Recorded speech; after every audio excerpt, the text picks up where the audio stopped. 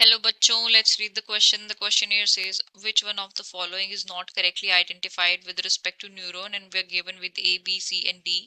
Option A is C, envelope of myelinated nerve fiber. Option B, A, fibers containing Nissl granules. Option C, D, nodes of Renbier. Option D, B, site of protein synthesis. So for this question, our key concept would be regarding the neuron.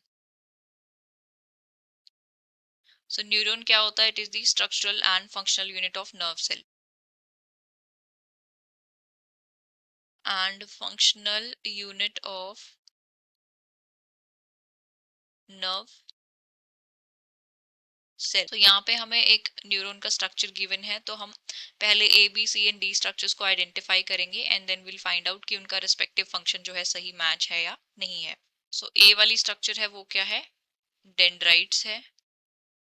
ये जो extended fibres हैं ये क्या है? Dendrites हैं. ये dendrites होते हैं स्मॉल प्रोसेसेस जिनकी फाइन ब्रांचेस होती हैं एंड ये कैसे एक्ट करते हैं? They act as receptors which convert the chemical signal into electrical signal. उसके बाद बी वाली स्ट्रक्चर है. बी हमें गिवन है यहाँ पे cell body. Cell body and इसको साइटोन और सोमा भी बोलते हैं. एंड इसके अंदर क्या होता है? It contains uninucleated cytoplasm. And cell body की एक और मेन कैरेक्टरिस्टिक होती है, it contain Nissl granules. Nissl granules present होते हैं यहाँ पे. एंड निसिल ग्रैन्यूल्स क्या करते हैं? They contain endoplasmic reticulum plus ribosomes. इनके पास प्रेजेंट होता है endoplasmic reticulum, particularly rough endoplasmic reticulum and ribosomes. And ये किसमें हेल्प करते हैं? Helps in protein synthesis. Protein synthesis. उसके बाद सी की बात करते हैं. तो सी वाली स्ट्रक्चर, दिस स्ट्रक्चर ये क्या है? This is Schwann cell.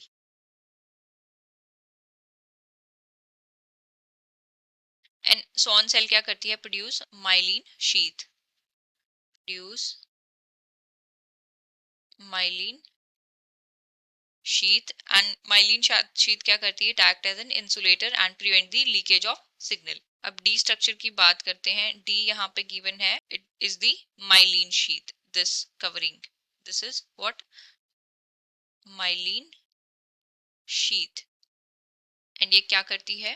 Function as an insulator to prevent the leakage of signal. Insulator to prevent the leakage of signal. तो हमने चारों पार्ट्स को आइडेंटिफाई कर लिया, इनके फंक्शन को भी जान लिया. अब हम ऑप्शंस को देखेंगे. सो ए हमारे पास था डेंड्राइट्स, बी था सेल बॉडी, सी हमारे पास था स्वान सेल